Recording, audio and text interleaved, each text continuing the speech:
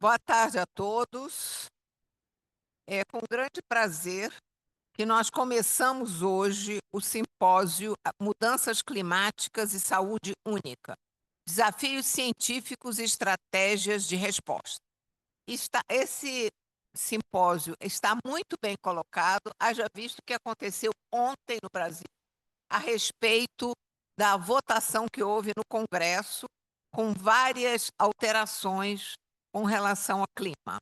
Então, acho que é extremamente bom que a academia tenha organizado para hoje esse simpósio, e eu gostaria de parabenizar os acadêmicos Margarete Dalcomo e Marcelo Morales, que eu imediatamente convido para tomarem lugar à mesa, por favor.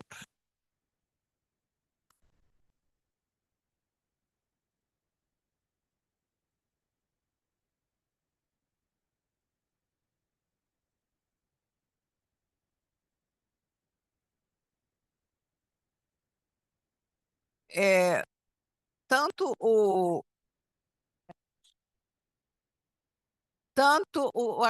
os acadêmicos Marcelo Morales como uma acadêmica Margarete Dalcomo estavam em Brasília ontem, e eu acho que é muito importante que eles deem algum tipo de depoimento, posto que nós podemos ter 20 minutos antes de começarmos o simpósio propriamente dito. Por favor, acadêmica Margarete Dalcomo. Boa tarde, presidente Eliette Busquela. Boa tarde, Marcelo Morales, que concebeu esse simpósio comigo. Boa tarde, queridos confrades, acadêmicos e convidados. Ontem foi um dia, ontem foi um dia importante para nós, porque eu tenho a honra de fazer parte da comissão criada pelo ministro Alexandre Padilha para preparar o Brasil numa nova institucionalidade para preparar o Estado brasileiro para novas epidemias. E isso foi dado um prazo para esse grupo de trabalho, que foi criado e publicado no Diário Oficial em março desse ano, quando ele assumiu o ministério, e nós cumprimos a tarefa, e ontem foi a entrega final do nosso trabalho, e, enfim, não deu tempo de eu preparar, porque eu vim hoje de Brasília para preparar uma apresentação, mas eu prometo fazer isso num outro momento, e foi muito bem aceito por ele. Não é uma cópia, né? O que nós estamos propondo não é que o Brasil faça uma emulação de uma nova institucionalidade como o CDC norte-americano, que é muito pesado, são milhares de funcionários, mas uma instituição enxuta, composta de, no máximo, 100 pessoas que possam ser acionadas no momento de epidemia ou no momento como nós estamos vivendo nesse momento. Então, foi uma discussão extremamente produtiva, nosso trabalho foi entregue na íntegra, foi muito bem aceito, e os próximos passos que se darão nos próximos meses é a criação de um conselho que vai presidir essa instituição, cujo presidente será o ministro da Saúde, e com autorização da nossa presidente, eu não o fiz ontem, porque não havia falado com ela, mas nós vamos propor que a Academia Nacional de Medicina faça parte do conselho diretor dessa instituição, na medida em que representa, enfim, o pensamento acadêmico brasileiro nessa situação e no escopo dessa nova institucionalidade. Então, os próximos passos serão, nós não sabemos ainda se será necessário, presidente, a criação de uma medida provisória, mas seguramente o marco legal terá que se dar através de um projeto de lei. Então, isso terá que ser articulado pelo ministro da Saúde para que alguém faça esse projeto de lei. É importante que o acadêmico Marcelo esteja não só ciente, como de acordo com esse encaminhamento, e a nossa previsão é que esse projeto de lei saia ainda no ano de 2025, para que nós entremos no ano de 2026 já fazendo a contratação do corpo de pessoas que vão servir, pessoas de TI, de tecnologia, epidemiologistas de alto padrão, que possam trabalhar trabalhar com banco de dados nas formas mais modernas disponíveis hoje. Então, eu queria dar essa informação. Infelizmente, nós saímos do Ministério, eram 11 horas da noite, senhora presidente, e logo depois, né, na madrugada, houve essa trágica votação na Câmara, que eu espero, e aqui eu falo não como representante da Academia Nacional de Medicina, mas como cidadã brasileira, que eu espero firmemente que o nosso presidente vete essa votação que houve ontem na Câmara, que é vergonhosa para o país e que é contra tudo aquilo que nós hoje vamos discutir nesse simpósio e tudo aquilo que nós estamos preparando o Estado brasileiro no sentido de colaborar para que nós estejamos mais preparados para as próximas epidemias, que nós sabemos, presidente, que não é mais uma questão de sim ou não, é uma questão de quando chegarão. E nós não podemos mais ser apanhados, desprevenidos da maneira quase amadora com a qual nós fomos na pandemia da Covid-19. Nós não queremos mais que isso se repita no Brasil, em que pese um cenário ser esse que nós estamos vivendo, ou eventualmente um outro governo, de uma outra maneira de pensar. O que nós queremos é uma institucionalidade que não seja suscetível a mudanças governamentais. Então, portanto, não é uma nova institucionalidade de governo, e sim uma nova institucionalidade do Estado brasileiro, portanto, imune a eventuais trocas de governo. Então, esse era o sumário da informação do que nós terminamos ontem esse trabalho, e eu espero realmente que o ministro Padilha se comprometa a ir para frente com essa proposta e que consiga que esse projeto de lei saia ainda no ano de 2025. Muito obrigada. Eu passo agora a palavra ao acadêmico Marcelo Morales.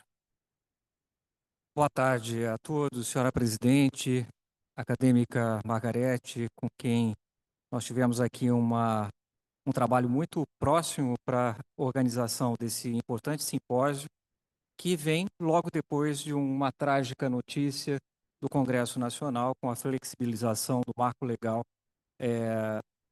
do meio ambiente. E isso nos preocupa como médicos, cientistas. A acadêmica Margarete Dalcombo estava falando de pandemias. Eu lembro quando, antes da pandemia, a gente juntou as maiores expertises do Brasil no Ministério da Ciência e Tecnologia, um mês antes da pandemia, e criamos a Rede Vírus. Margarete, a rede ela está formada e ela pode contribuir muito. Ela continua apta a funcionar e ela está muito linkada a essas mudanças climáticas. E nós teremos várias outras pandemias, e principalmente pelo fato dessas mudanças climáticas. Nós temos aí uma oportunidade de diálogo. A única opção agora é o veto do presidente da República, e se ele vetar, nós teríamos tempo para dialogar com o Congresso Nacional. E dialogar com o Congresso Nacional não significa eu fico vendo nosso modus operandi em relação à política e ao Congresso Nacional. Nós somos muito reativos. Eu vejo as empresas, pelo fato de estar dentro do Congresso Nacional, assessorando o senador, astronauta Marcos Pontes e outros senadores também, quando me chamam para questões de ciência, tecnologia, inovação, saúde e educação, de que nós estamos totalmente desarticulados. Quando a gente acha que mandar uma carta para os senadores basta, não basta. Nós temos que estar dentro dos gabinetes. Quando um projeto como esse, de tal importância para a saúde dos brasileiros e do mundo, né? E também da ciência e do meio ambiente, para a produção nacional da agricultura e várias coisas envolvidas, nós temos que estar cientes que nós temos que estar dentro do Congresso Nacional. Eu não sei como nós organizamos isso, porque diferente de outras empresas, né, por exemplo, as empresas farmacêuticas estão lá dentro fazendo o seu lobby, e quando tem alguma coisa que as ameaça, elas estão falando com os senadores, com os deputados, dentro das comissões. O projeto, quando chega no plenário, ele já foi discutido, ele já foi debatido, ele vai ser aprovado, já tem acordo. E nós temos que trabalhar dentro das comissões. Se o projeto está dentro da Comissão de Ciência e Tecnologia, nós podemos falar com o presidente da Comissão de Ciência e Tecnologia, com os deputados ou senadores dessa comissão para que aquele projeto ele saia um pouco mais palatável. Nós não queremos fechar as portas para o desenvolvimento, não é isso. A gente tem que colocar isso de forma clara. Uma coisa é a proteção ambiental, outra coisa é a, a forma que nós vemos de preservação. Eu acho que nós temos que trocar a proteção, que a proteção é fechar as portas, ninguém mais mexe, mas para a preservação. E a gente tem que ter um meio termo de diálogo com o Congresso Nacional, porque lá tem uma bancada enorme, que é a bancada ruralista, que está preocupada com o desenvolvimento da agricultura. Mas por que não uma agricultura sustentável, né?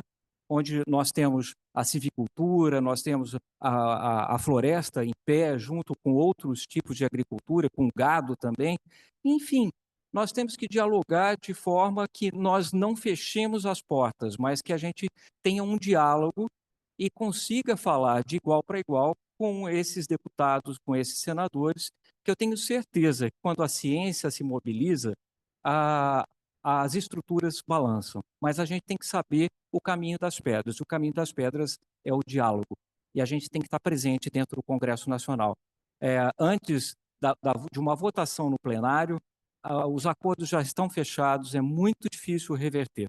Então, presidente, com essa experiência de 2 anos dentro do Congresso, é isso que eu tenho que dizer. E esse simpósio, ele vem a calhar exatamente no dia seguinte em que essa flexibilização acontece, e a gente tem que dialogar agora com o governo, e eu acho que o presidente provavelmente deve vetar esse projeto segundo as suas perspectivas de campanha, e a gente tem que dialogar com a ciência, com os deputados, com os senadores, e esse é o caminho. Obrigado.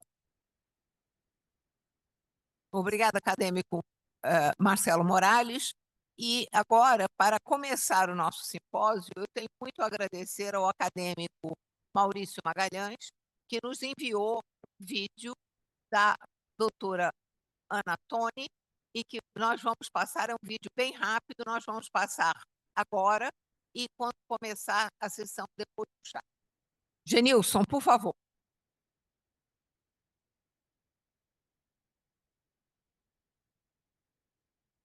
Eu sou Ana Toni, sou CEO da COP30 e eu estou fazendo esse vídeo porque eu queria parabenizar a Academia Nacional de Medicina, que está fazendo agora um evento sobre saúde e mudança do clima. Esse é um tema fundamental, vai ser debatido na COP30. A gente sabe que os impactos da mudança do clima na saúde são imensos. A gente sabe que para poder se adaptar à mudança do clima, a gente precisa trabalhar de maneira muito perto, muito junto com a área da saúde. Então, eu queria só estou passando por aqui para desejar um bom encontro e vou ficar muito atenta sobre os debates que vocês vão estar fazendo, porque a gente vai ter um debate grande na COP30. Tem aí uma das agendas de ação nossas, é sobre saúde, vai ter um dia sobre saúde na COP30, porque esse tema é realmente fundamental e eu fico muito feliz dessa iniciativa e tenho certeza que vamos poder trabalhar juntos aí no caminho para a COP30.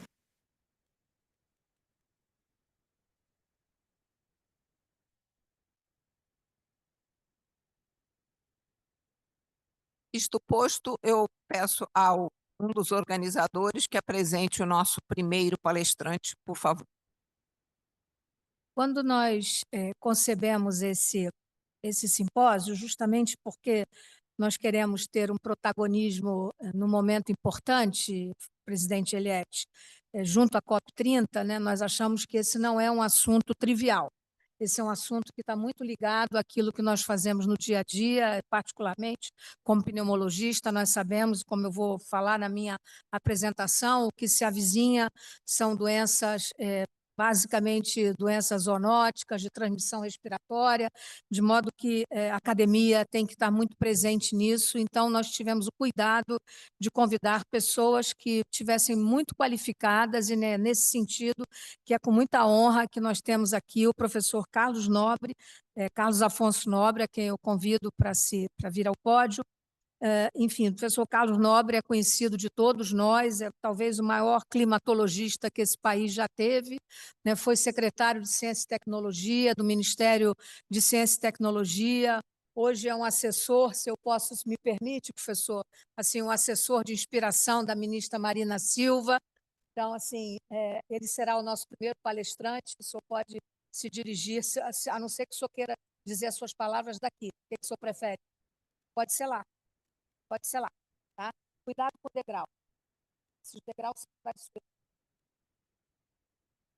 E o professor Carlos Nobre vai nos falar sobre mudanças climáticas e riscos sistêmicos para a saúde global. Nós procuramos integrar, presidente Eliette, esse sentido, esse conceito de saúde global, para que nós nos sintamos cada vez mais à vontade com esse conceito, que, na verdade, diz respeito não apenas à saúde humana, mas à saúde humana frente à saúde animal e à saúde do meio ambiente, né? Na medida em que esse conceito, que não é novo, né, isso foi criado em 2004, foi resgatado pelas Nações Unidas em 2021, e acho que o Brasil, em sediando a COP30, sem dúvida, está cada vez mais implicado num compromisso com o conceito de saúde global. Professor, por favor, a palavra é sua. Boa tarde a todas e a todas. Professora Margarete, Marcelo, presidente da academia, muitíssimo obrigado. É uma honra muito grande estar aqui, mas eu quero dizer para vocês que eu vou mostrar algumas coisas aqui do impacto que mudanças climáticas estão fazendo na saúde, mas, por favor, eu peço desculpas, vocês são os grandes cientistas de saúde, eu não sou, mas eu só quero chamar a atenção de todo o risco que as mudanças climáticas trazem para a saúde, e vários dos próximos palestrantes vão tratar de muitos desses temas. Nós estamos vivendo, não preciso nem dizer, a gente nem chama mais mudança climática, nós chamamos de emergência climática, e não existe um plano B para sair dessa emergência, porque só existe um planeta, o nosso. E também, eu participei, vários de vocês também, dos relatórios do IPCC, eu participei de 4 desses 6, inclusive o primeiro, 1990, e em 1990, o planeta estava 0,43 graus mais quente. E ali a gente já falava, olha, não podemos passar de 1 grau, teria que zerar as emissões dos gases até 2000. Nada disso aconteceu. O ano passado, 2024, bateu todos os recordes de maior emissão da história. E o 6º relatório foi muito firme para dizer não existe mais nenhum... a influência humana é inequívoca. Todos os eventos extremos são de nossa responsabilidade. E eu quero, rapidamente, só para mostrar para vocês o que nós estamos vivendo, 2024 foi o ano mais quente do registro histórico, 1850 e 1900, mas, na verdade, esse é o ano mais quente desde 120, 130 mil anos, no último período interglacial. 120, 130 mil anos, o nível do mar estava 6 metros mais alto, quase toda a Groenlândia, o manto de gelo lá já tinha derretido, só para mostrar para vocês o risco, e vocês viram. 2023, 24 e o começo de 25, bateu todos os recordes todos esses eventos extremos, ondas de calor, secas, incêndios florestais, chuvas excessivas. Felizmente, a gente viu agora, em junho desse ano, a temperatura baixou. Em maio ela baixou um pouquinho, no começo desse ano foi muito quente, o ano mais quente da história, janeiro, 1,75, mas agora milhares de cientistas estão tentando explicar o que é essa variação, por que ela subiu tanto 2023, 2024 e os primeiros 4 meses de 2025. Nós estamos estudando muito isso. Mas só para dizer que também o risco da gente atingir 1,5 graus, esses são 2 estudos de fevereiro que mostraram que nós temos um risco muito grande de atingir permanentemente 1,5 graus até talvez 2030, 2035. Esse risco existe. E eu vou falar um pouco mais desses riscos todos antes de tocar um pouquinho na questão da saúde. Esse é o The Guardian britânico fez essa pesquisa e o que a pesquisa mostrou? Que fez uma pesquisa aí com 380 especialistas em clima, perguntou: até 2100, qual vai ser a temperatura do planeta? Veja lá, 77% dos cientistas disseram que vai passar de 2,5 graus. Alguns até falaram 3 graus. Pouquíssimos cientistas falaram que ela ia ficar abaixo de 1,5 graus ou em 1,5 graus. Então, vocês veem como a ciência climática está chamando a atenção desse enorme risco que nós estamos correndo.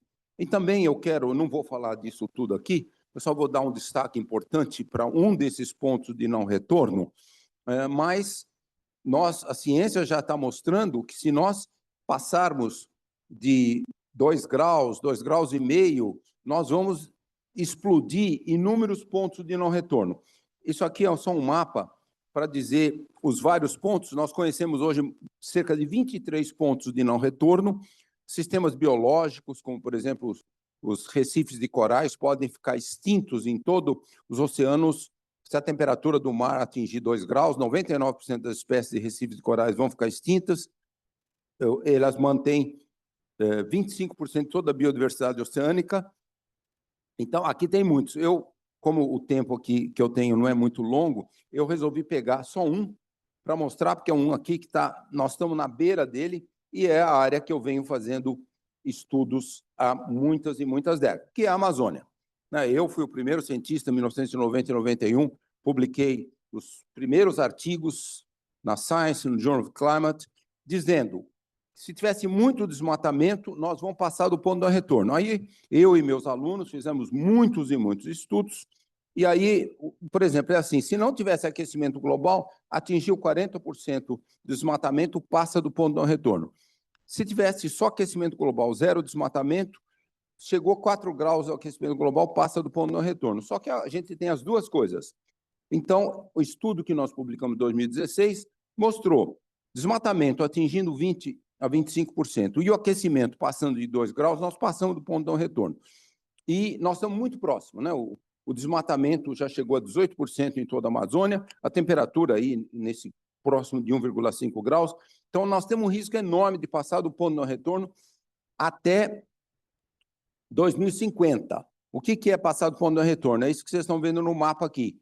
A Amazônia, 6,5 milhões de quilômetros quadrados, ela vai ter talvez 30% de floresta ali do lado dos Andes, que ali chove 3 a 5 metros, até 70% vai virar, o que vocês estão vendo ali, um ecossistema do céu aberto altamente degradado, parecido com a savana tropical, o cerrado, mas não com a biodiversidade do cerrado e nem com a quantidade de carbono. Então, esse é um risco. Se isso acontecer, olha o número aqui embaixo, 250 bilhões de toneladas de gás carbônico vão para a atmosfera, tornando impossível manter essa temperatura em 1,5 graus. Isso passou do ponto de retorno, por exemplo, até 2050, 30 a 50 anos, nós vamos chegar nesse ponto, né? Perder a maior biodiversidade do mundo. Esse também é um estudo, uma colega minha do INPE, Luciana Gatti, eu sou coautor, que a gente olhou, calculou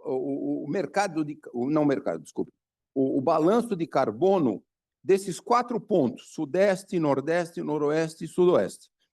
E eu só quero destacar para vocês um enorme risco que o Sudeste, o Sul do Pará e o Norte de Mato Grosso, é um lugar, esse estudo começou em 2010, agora já foi até 2024. Ele mostra o quê? Essa região, Sudeste da Amazônia, a floresta virou fonte. Essa barrinha verde é que a floresta não remove mais carbono, ela perde. Todo o sul da Amazônia, do Atlântico até a Bolívia, a estação seca já está 4 a 5 semanas mais longa, muito mais quente, e a mortalidade de árvores aumentou demais. Essa região está na beira do ponto de não retorno. Passou do ponto de não retorno, nós vamos perder, como eu falei, em 30 a 50 anos, nós podemos perder até 70% da Amazônia. Então, agora, eu quero entrar um pouco na busca de soluções, mitigação e adaptação. Desafios de mitigação, em primeiro lugar, só quero destacar para vocês, vocês se lembram, o Acordo de Paris, 2015, ele falou, olha, não podemos, vamos tentar ficar em 1,5, não podemos passar de 2.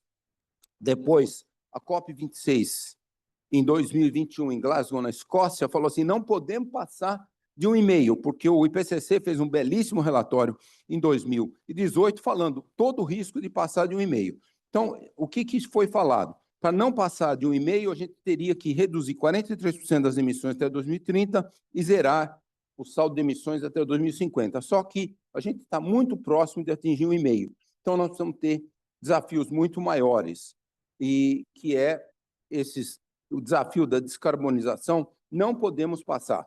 Limitar a 1,5 é absolutamente necessário. Se a gente não reduzir logo as emissões, torna-se impossível.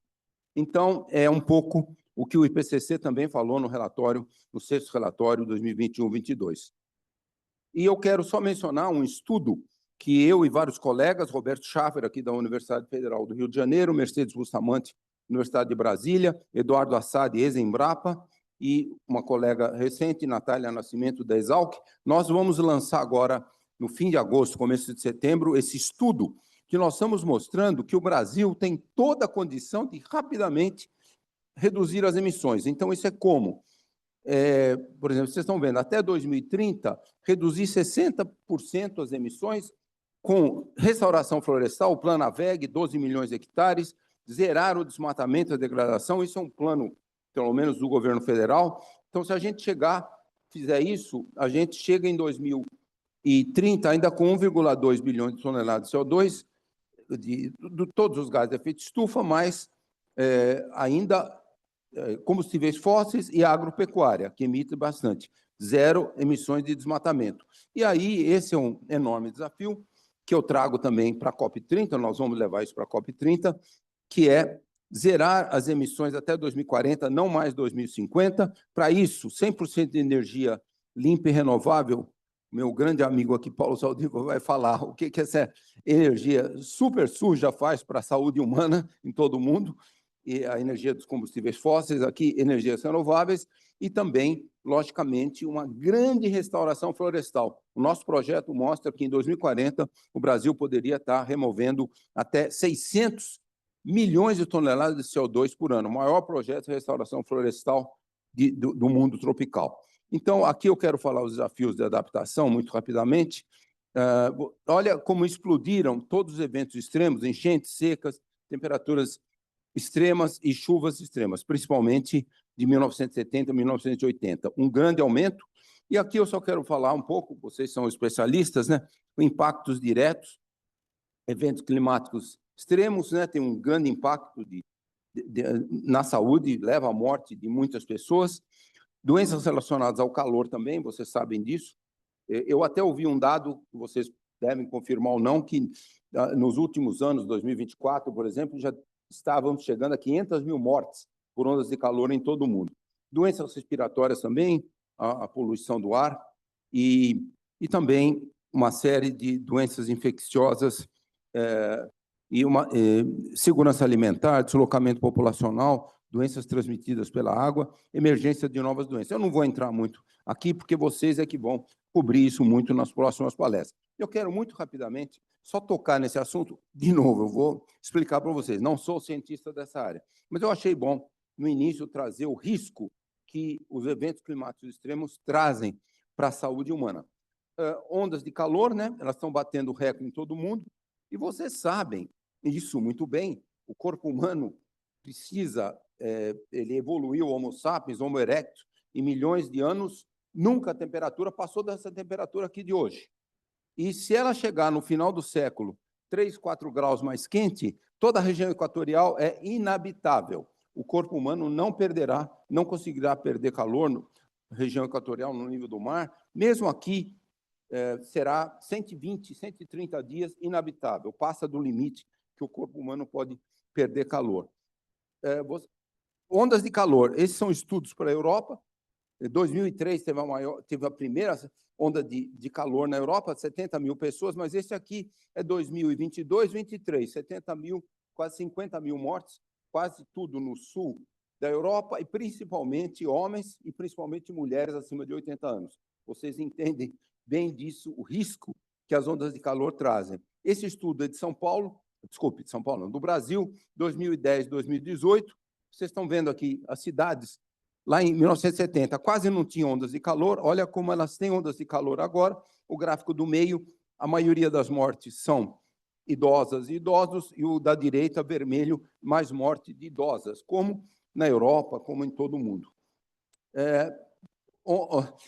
Tivemos, por exemplo, na Índia, o ano passado, tivemos, maio, 52, quase 52 graus de temperatura, mas os indianos têm a prática de sempre ficar dentro da água, isso aí diminuiu muito o número de mortes. Mas vocês se lembram, em junho do ano passado, na famosa cerimônia islâmica em Meca, tinha 1,5 milhões de pessoas, deserto, chegou a quase 52 graus em 2 dias, 1.300 mortes, idosos e idosas principalmente.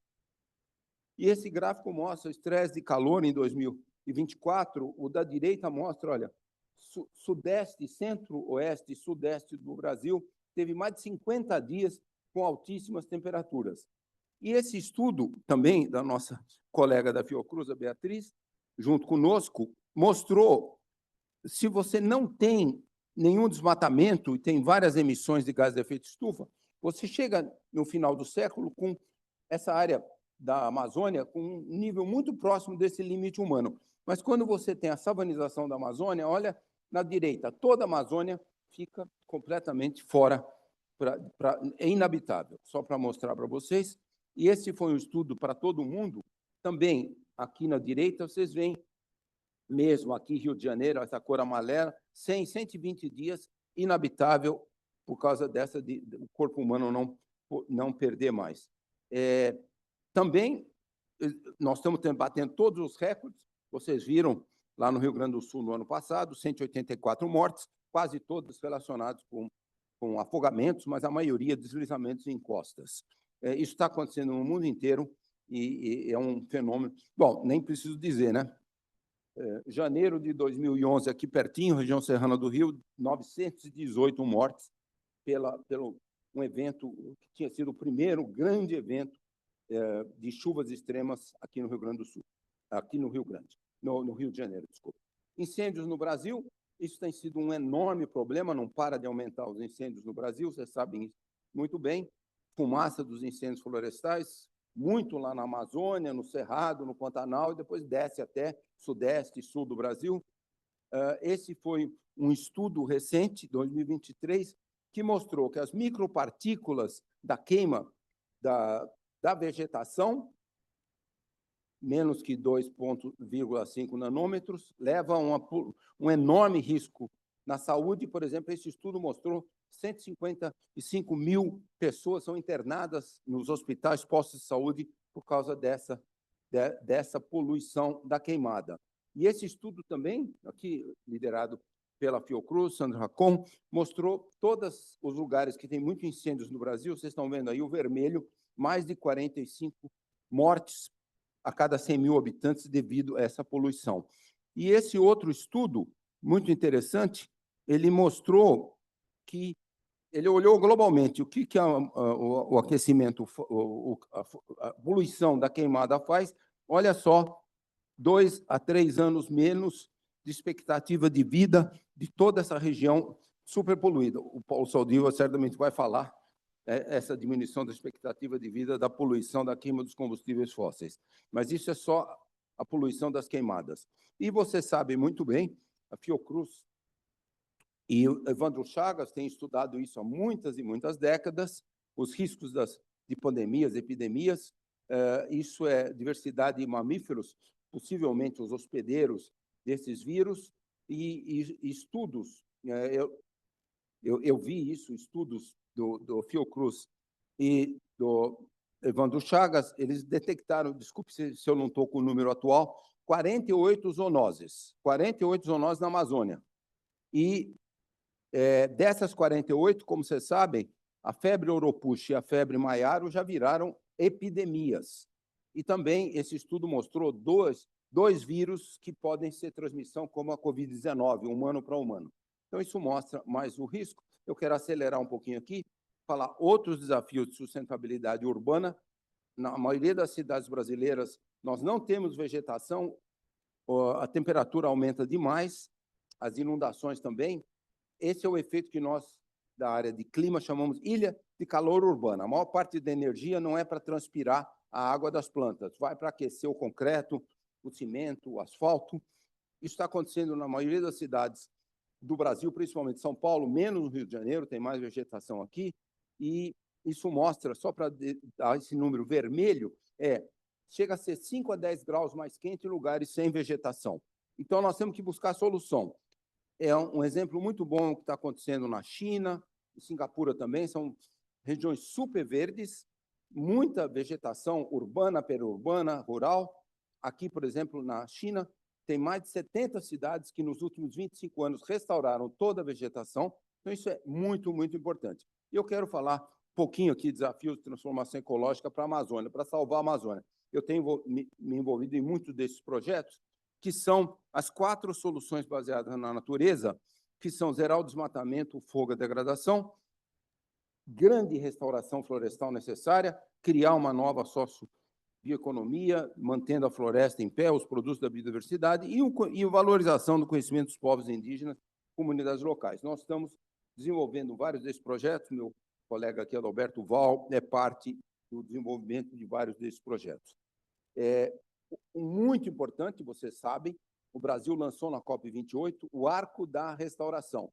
É pegar essas 2 áreas super desmatadas, ali nos Andes amazônicos, ali, Colômbia, Equador e Peru, a região com a maior biodiversidade da Amazônia, a maior do mundo. Então, nós temos que dar grande escala, no mínimo 500 mil quilômetros quadrados, nós vamos remover mais de 600 milhões de toneladas de gás carbônico por ano. E também aqui eu só quero fazer um resumo bem rápido dos desafios de adaptação, né?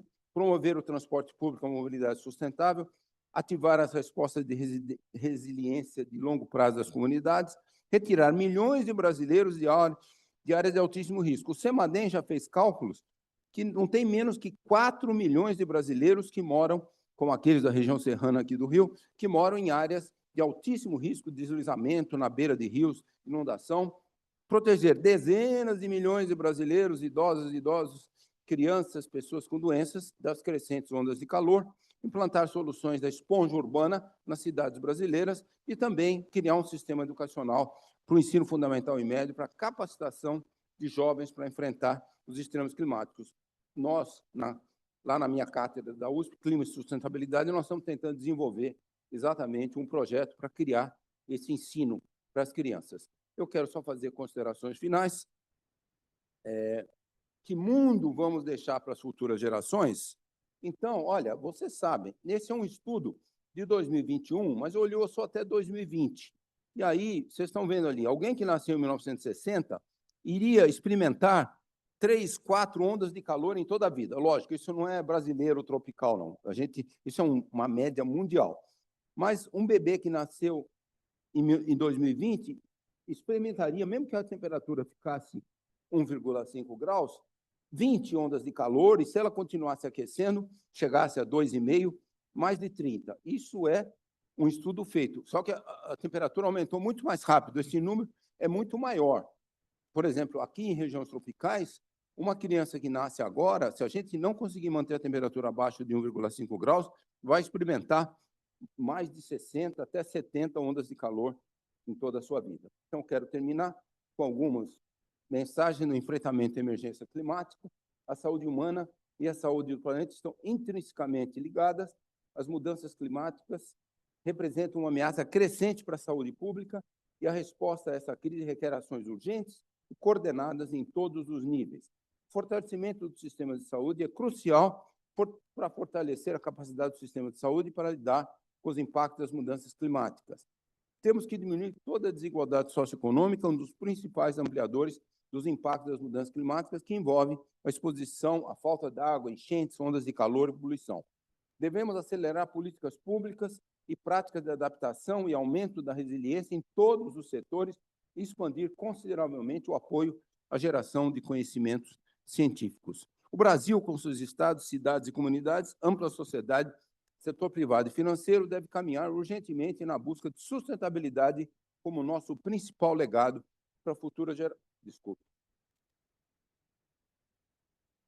Espera aí, eu não terminei ainda, só um segundo. Eu pulei aqui. Prevenir, controlar e zerar os desmatamentos, incêndios e degradação na Amazônia, Cerrado, Pantanal, Caatinga, Pampa e Mata Atlântica, isso é essencial.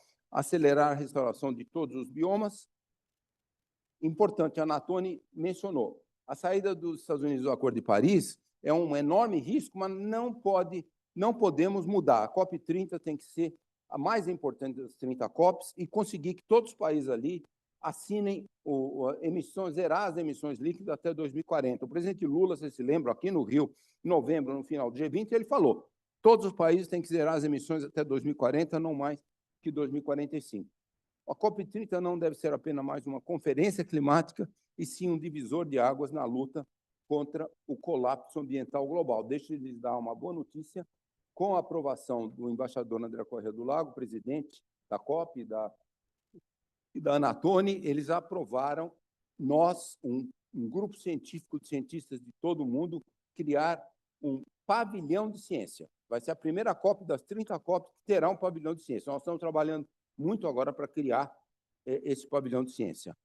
E eu quero só terminar, vocês se lembram com essa imagem, o cavalo caramelo, lá no Rio Taquari, no Rio Grande do Sul, em maio do ano passado, ele sobreviveu muitos e muitos dias em cima dessa casa e não morreu afogado. Também o urso polar está com enorme risco e começa o próprio urso polar a achar maneiras de sobreviver, porque os mantinhos de gelo ali, o urso polar sempre fica em cima antes de mergulhar e caçar, estão diminuindo demais no Ártico, e também os pinguins na Antártica estão tendo um risco muito grande com o derretimento do gelo, mas estão buscando maneira de sobreviver. A gente tem que aprender muito também com os animais, símbolos de resistência ao aquecimento global. Muitíssimo obrigado.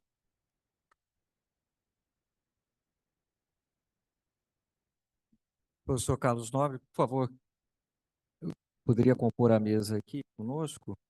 E é muito bom sempre ouvir o professor Carlos Nobre, que eu tive a honra de suceder na Secretaria de Pesquisa do Ministério da Ciência, Tecnologia e Inovação. E obrigado, Carlos, pela sua conferência.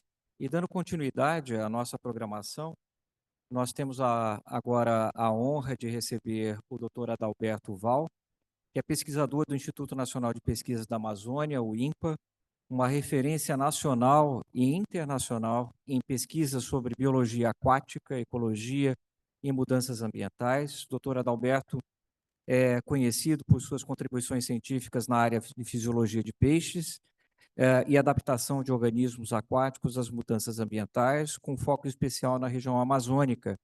E hoje ele vai nos falar sobre mudanças ambientais e desnutrição na Amazônia, evidências dos ecossistemas aquáticos, trazendo dados e reflexões extremamente relevantes para que a gente possa entender os impactos das mudanças climáticas na saúde única, integrando, portanto, o meio ambiente, animais e seres humanos.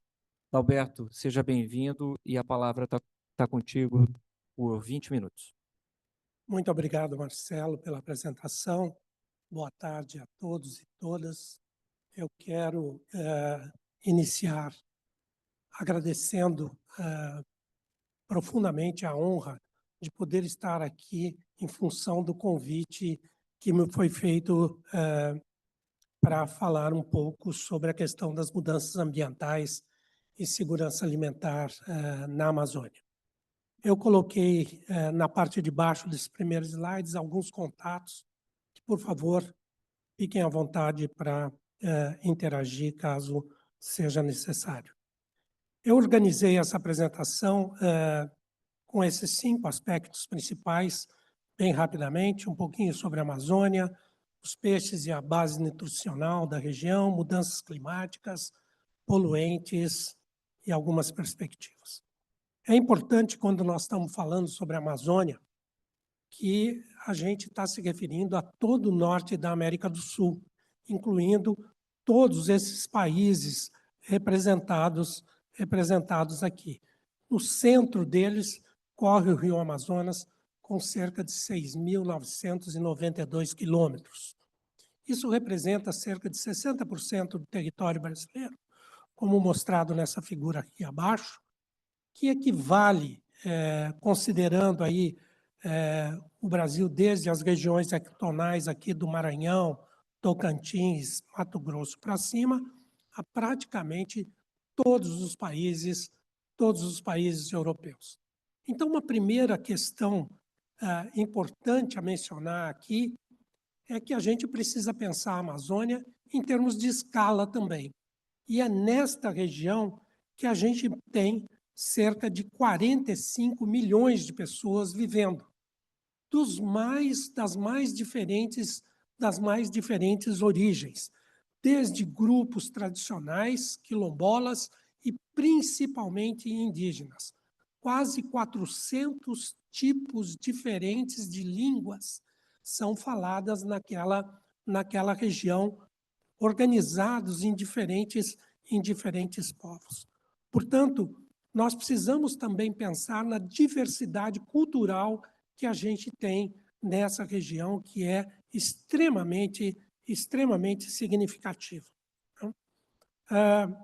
Outro aspecto importante quando estamos falando sobre a Amazônia é a diversidade ambiental. Se eu tenho que eleger uma figura para representar essa diversidade ambiental na Amazônia, eu escolho o encontro das águas. Do Rio Negro, representado aqui pelas águas pretas, de um lado, e o Rio Solimões Amazonas, representado por essas águas brancas, ou claras, ou barrentas, do outro lado. O Rio Negro é extremamente ácido, tem uma alta quantidade de carbono orgânico dissolvido, que vai ter um papel extremamente importante na saúde da população que vive nessa região, vou voltar a esse assunto, e com muitos baixos níveis de nutrientes, principalmente sódio, potássio, cálcio, cujos níveis equivalem aos níveis que a gente tem na água destilada. Portanto, níveis extremamente baixos. Isso contrasta fortemente com o Rio Solimões Amazonas, que o pH é neutro, baixos níveis de carbono orgânico dissolvido, mas uma quantidade bastante significativa de material em suspensão arrastado desde os Andes até praticamente o Atlântico. Os níveis de nutrientes são ligeiramente superiores aos que a gente tem na água do Rio Negro. Em adição à água preta, à água branca, nós temos também as águas claras do rio Tapajós, cuja diferença basicamente é a cor da água em relação ao Rio Negro. Desaparece o negro, desaparece o carbono orgânico dissolvido, mas os níveis de sódio e potássio são muito baixos e o pH um pouquinho superior. Uma outra característica importante da Amazônia é a oscilação do nível de água, né? Desde períodos do ano em que os níveis são extremamente altos, por volta de 26 a 28 metros acima do nível do mar, a níveis extremamente baixos que ocorrem em novembro, dezembro, na região ali da confluência do Negro com o rio Amazonas, durante o período de novembro e dezembro. Isso faz com que haja um contato dinâmico do rio com a floresta. Então, a gente tem, durante o período de águas altas, a floresta inundada, só a copa das árvores permanecendo de fora, depois um decrescente das águas e níveis extremamente baixos, e ao fundo aqui está a floresta que a gente vê no primeiro slide. Isso faz com que os organismos aquáticos entrem em contato direto com a floresta durante parte do ano. E, portanto, a qualidade, eu vou sublinhar isso, a qualidade nutricional dos organismos aquáticos depende dessa oscilação do nível de água. Durante um período do ano tem uma qualidade diferente, a gente vai voltar a esse ponto, e durante outro período, qualidade completamente diferente daquela que a gente viu. Bom, diante dessa tremenda diversidade ambiental, nós também temos uma diversidade de peixes sem paralelos no mundo. São cerca de 3.000 diferentes espécies que a gente tem na Amazônia. Desde as espécies mais primitivas, menos especializadas, como as arraias, até organismos bastante especializados, como são os ciclídeos, os peixes que são chamados peixes ornamentais, mas também alguns são comestíveis. Ou os gigantes, como são o pirarucu e a piraíba. O pirarucu é um peixe extremamente importante na alimentação humana, cresce até 15 quilos no primeiro ano de vida. Portanto, uma solução para a falta de alimentos extremamente importantes que depende de processos de apoio à criação desses animais. Apesar dessa diversidade que a gente tem na Amazônia, as espécies de peixes consumidas se reduzem a praticamente 2 mãos de espécies, não mais do que 10 ou 15 espécies são usadas na região. Sardinha, branquinha, jaraqui, que é extremamente importante na região, matrinchão, bacu, pintado, caparari, surubim são alguns exemplos. Em algumas regiões no interior da Amazônia, as pessoas consomem cerca de 370 gramas de peixe por dia, por pessoa, ou seja, algo em torno de 135 quilos por ano em regiões, por exemplo, do Alto Solimões e Alto Amazonas. Isso, portanto, coloca os peixes como a principal fonte de proteína na alimentação das pessoas naquela região. Evidentemente que as grandes cidades, Belém, Manaus e outras cidades no país, têm um consumo menor do que isso, né? Mas, mesmo assim, no topo deste gráfico aparecem os estados da Amazônia com consumos muito significativos. O estado do Amazonas, por exemplo, com 40 quilos por pessoa por ano.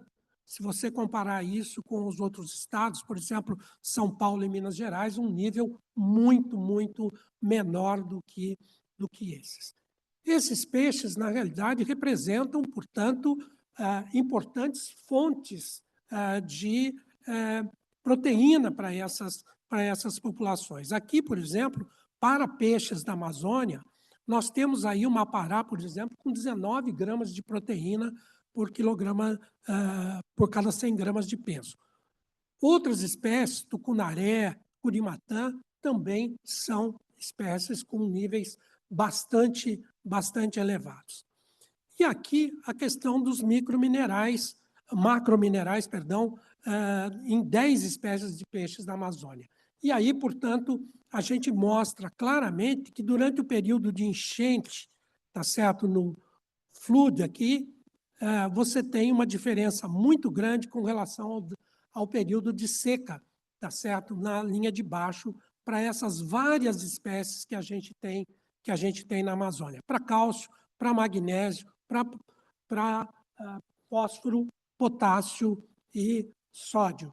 Note aqui que para os microminerais, essas diferenças são ainda mais significativas. Se você tomar aqui para a própria corimatã, ferro, por exemplo, são 232 microgramas por grama de peso, enquanto que no período da vazante nós temos apenas 32 microgramas. Portanto, uma diferença muito, muito significativa entre o período de cheia e o período da vazante, o período da seca na região. Quero enfatizar aqui que durante os períodos de seca, principalmente o que nós tivemos recentemente na Amazônia, interferem de forma brutal na qualidade nutricional das pessoas que vivem na região amazônica, afetando, portanto, a segurança alimentar na região. Eu vou passar um pouco mais rápido aqui, Carlos já mencionou essas figuras todas sobre a questão da variação que nós temos causadas pelas mudanças climáticas na região. Quer dizer, desde o período da Revolução Industrial até hoje, nós tivemos um aumento brutal na quantidade de CO2 que tem no ambiente de uma maneira geral. A gente parte lá de algo em torno de 300 ppm para o nível atual. Essa medida aqui é uma medida recente, de 6 de julho de 2025, da ordem de 428 ppm de dióxido de carbono na atmosfera. Isso tem um papel brutal em todo o sistema amazônico. É muito importante a gente lembrar que, quando nós estamos falando da emergência climática, como ressaltou bem Carlos, nós estamos falando de efeitos sinérgicos. Não é só o aumento da temperatura, é um aumento do próprio dióxido de carbono, que tem um papel e um efeito muito importante sobre a qualidade de vida de uma maneira geral. E principalmente nos períodos de vazante na região, como a gente pode ver nesses gráficos. Nessas duas linhas que a gente tem aí, vermelho e azul, a gente tem os períodos de extrema seca que nós tivemos na região, principalmente na linha vermelha em 2023, mostrado aqui por essas duas fotografias que a gente tem aqui, uma do Rio Negro, perto de Manaus, e esta perto da região de Anavilhanas, onde praticamente houve o desaparecimento de um lago chamado Lago do Prato, nesta região, de onde as populações locais, principalmente o grupo indígena que vivia naquela região, tirava os peixes que utilizavam na sua alimentação. Evidentemente que a gente tem também uma anomalia térmica muito significativa na região. Por exemplo, entre 1990 e 2024, nós tivemos episódios muito significativos com temperaturas atingindo aí por volta de 40 graus. E na água, nós tivemos essa temperatura chegando a 38 graus, 39 graus na região de Tefé, por exemplo, no ano passado e ano retrasado. As consequências das mudanças climáticas em águas da Amazônia nós temos um arrefecimento muito forte do que nós chamamos de trio da morte. Nós vamos ter águas quentes ficando mais quentes, águas ácidas ficando mais ácidas, como as águas do Rio Negro, e águas que já têm pouco oxigênio se tornando ainda mais hipóxicas, portanto, dificultando a vida na região. Recentemente, nós medimos na região de Tefé períodos que alcançaram 41 graus Celsius, 40 graus Celsius na água, tá certo? Isso causou uma imensa mortalidade de peixes na região. Lembre-se que, diferente de humanos, os peixes não conseguem controlar a temperatura do corpo. Eles são conformistas. A temperatura corpórea dos peixes, na realidade, fica igual à temperatura do ambiente. Mas os sistemas metabólicos, enzimáticos, são os mesmos. E, portanto, tem limites de funcionamento para suas proteínas. Daí essa alta mortalidade. Nós fizemos um estudo na região medindo a tolerância térmica crítica dos animais em função dos grupos de peixe. O menos tolerante, os caracídeos, o mais baixo nessa tabela, são os peixes consumidos na região. Esse grupo dos caracídeos, ou caracidé, inclui os jaraquis, o matrinchã, inclui o tambaqui, que são peixes consumidos pela população na região. Note que a temperatura crítica desse grupo é da ordem de 32 graus Celsius. Então, o que acontece com esse grupo quando enfrenta uma temperatura de 38, 39 graus Celsius? Morrem os animais, morrem uma quantidade muito significativa na região. Muito bem, nós construímos no INPA um laboratório que simula os cenários climáticos para o ano 2100. E botamos uma torre na floresta que transmite em tempo real as informações lá da floresta para a temperatura, para o oxigênio, para o CO2, para a umidade, para os computadores do laboratório. Esses computadores regulam a temperatura, regulam o CO2, a umidade em salas experimentais como essas que são aqui. Então, a gente tem os cenários de baixas, moderadas e alta, comparado com uma sala controle. Isso é feito para o ano 2100, utilizando as equações propostas pelo IPCC. Incubamos nessa sala vários organismos. Deixe-me mostrar alguns resultados para vocês. Peixes, depois dos 15 dias, expostos a essas salas, começam a ter deformidades esqueléticas extremas, como lordose, cifose, escoliose, má formação de mandíbula, malformação de corpos vertebrais, entre outras malformações. Também observamos, mais recentemente, que eles passam a ter microcefalia, bem típico Nós temos no cenário atual controle cerca de 2 em cada 1.000 larvas com microcefalias, mas nos cenários climáticos intermediário e extremo, temos até 4 em cada 10 animais com microcefalias. Esses animais não sobrevivem no meio ambiente. Além disso, os animais em cenários extremos têm um neuropeptídeo Y exagerado, enquanto o CCK, a colicistoquinina, muito reduzida. Portanto, um aumento do apetite nos animais quando exatamente não tem alimento no animal. Portanto, nós temos problemas extremamente sérios causados pelas mudanças climáticas no ambiente. Essas mudanças climáticas, além disso, aceleram o processo respiratório nos peixes. Ou seja, os peixes precisam passar mais água pelas brânquias. E, passando mais águas pelas brânquias, quando essas águas estão poluídas, os animais captam mais poluentes do meio ambiente. E isso é um problema extremamente sério na Amazônia de hoje. Por exemplo, a questão dos microplásticos. Nós temos transferência de microplástico para a Amazônia, não só de origem interna, mas também de origem externa. Ventos, até ventos europeus trazem microplásticos para a região, ventos de outras regiões também. Portanto, não raramente nós encontramos microplásticos no músculo dos peixes da região. Também a questão do mercúrio na região é outro problema extremamente sério. Lembre-se que o mercúrio é o único metal volátil. Portanto, nós temos a transferência desse metal para outras regiões na Amazônia.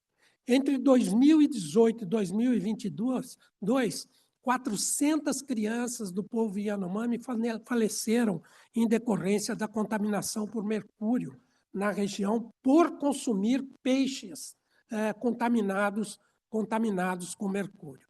Portanto, depois da extração do ouro, o mercúrio residual é descartado no ambiente. Isso poderia ser revertido, não só usando alternativas tecnológicas para fazer o mesmo papel, mas também evitando o uso do mercúrio nesse processo. Dada a sua natureza, o mercúrio se espalha pelo ar. Eu quero enfatizar isso de forma muito significativa, porque a gente tem o processo dos rios voadores da região para o sul do Brasil, que também traz junto mercúrio volátil, tá certo, nesse processo. E essa água impregna os segmentos com origem na mineração ilegal do ouro. É preciso monitorar isso. Bom, enquanto nas regiões onde há mineração, a quantidade de mercúrio aumenta de forma significativa nos diferentes níveis da organização filogenética, nos níveis onde a gente não tem mercúrio, representado em azul aqui, esses níveis são menores. Note que nessa parte de cima desse gráfico aqui, a gente tem... Um minuto, já estou terminando. Nessa parte desse gráfico aqui, a gente tem aí um crescente dos mercúrios, de tal forma que os peixes piscívoros e os peixes carnívoros são os que mais contêm mercúrio e são os mais utilizados. Quando as pessoas consomem esse peixe contaminado, portanto, nós temos vários efeitos na saúde dos animais, na saúde humana, perdão. Na boca e nas mucosas, no sistema respiratório, rins, no sistema nervoso central é muito grave esse efeito, no coração e nos fetos. Quem sofre com isso no interior da Amazônia são basicamente as crianças, de uma maneira geral, principalmente as crianças indígenas. Lembre-se, como eu disse inicialmente, o pessoal do interior da Amazônia consomem até 130 quilos de peixes por ano, tá certo? Portanto, a principal... a bioacumulação e magnificação do mercúrio em peixes, que é a principal fonte de proteína para a alimentação humana, representa, portanto, um imenso problema de saúde pública. E o acúmulo do mercúrio nos peixes depende, portanto, é maior, portanto, nos casos em que a gente tem temperaturas maiores e níveis de CO2 maiores no sistema. Portanto, quais são os caminhos possíveis? Primeiro, integrar ciência, políticas públicas e saberes locais. É de fundamental importância considerar isso. Monitorar a saúde ambiental e alimentar como prioridade estratégica na região. Reduzir as pressões antrópicas e fortalecer sistemas alimentares tradicionais baseados em ecossistemas saudáveis. A lei de ontem vai na contramão, é, portanto, a antítese exatamente do que a gente precisa para a região. Proteger os peixes da Amazônia é proteger a saúde de milhões de brasileiros que vivem naquela região. E, por fim, eu quero lembrar desse artigo que a gente publicou em algum tempo atrás na Science, que tratar o clima, a biodiversidade e a sociedade humana como sistemas acoplados é a chave para o sucesso dos resultados. Para serem bem-sucedidas, as ações de conservação e climáticas devem andar de mão dadas em todas as paisagens, tanto nas cidades como nas zonas rurais. E eu quero deixar aqui a minha sugestão forte de que a gente pense, Carlos, em ter uma COP única, envolvendo a COP do clima, a COP da biodiversidade, e que comecemos ontem a ter também a COP da saúde. É de fundamental importância. Não adianta a gente fazer COPs separadas e não ter nenhuma delas interagindo e fazendo uma interlocução adequada com esses 3 segmentos que são fundamentais para a saúde única no nosso planeta. Muito obrigado.